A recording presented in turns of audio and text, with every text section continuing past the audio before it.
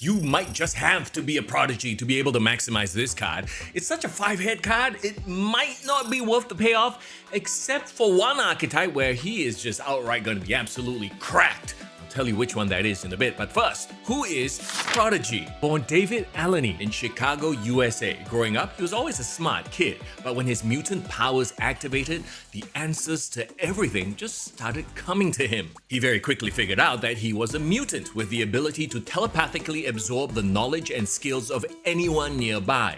After he was outed as a mutant, he enrolled in the Xavier Institute and was given a code name Prodigy and placed in the New Mutants training squad with Surge, Elixir, and other young mutants.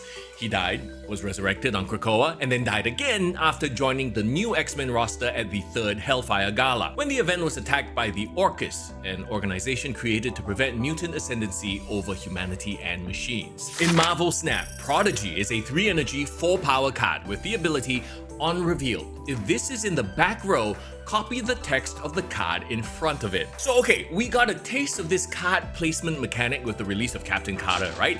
And yeah, it's something new, but honestly, not great, because there are just way too many variables. I mean, there's card draw RNG, there's location RNG. I mean, you got locations that'll spit out cards like ninjas and nonsense like that, and it'll just mess up your play and placement. Now, you have opponents that could be throwing cards to your side also.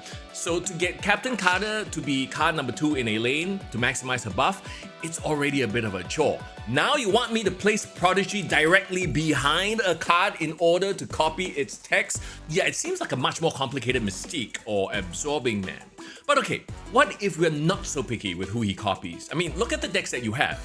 If you look at those cards and you think, alright, an additional 3-4 version of that card would actually give you value, then maybe he does fit in that deck. He's kind of like the Season Pass card Esme Cuckoo in that sense, right? You could fit him in any number of archetypes, but the deck composition will determine how much value you get out of him more so than being an archetype-specific card.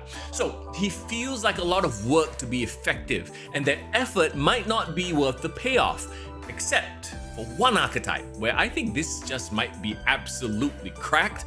Cerebro 4, because he's 4 power, right? And if you park him behind a Cerebro or a Mystique Cerebro or a Esme Cuckoo clone of Cerebro, yo, you could potentially have 4 Cerebro effects by the end of the game. But again, it really depends on how you play the game. I mean, he's gonna require a lot of practice to get good at, and outside of that C4 shell,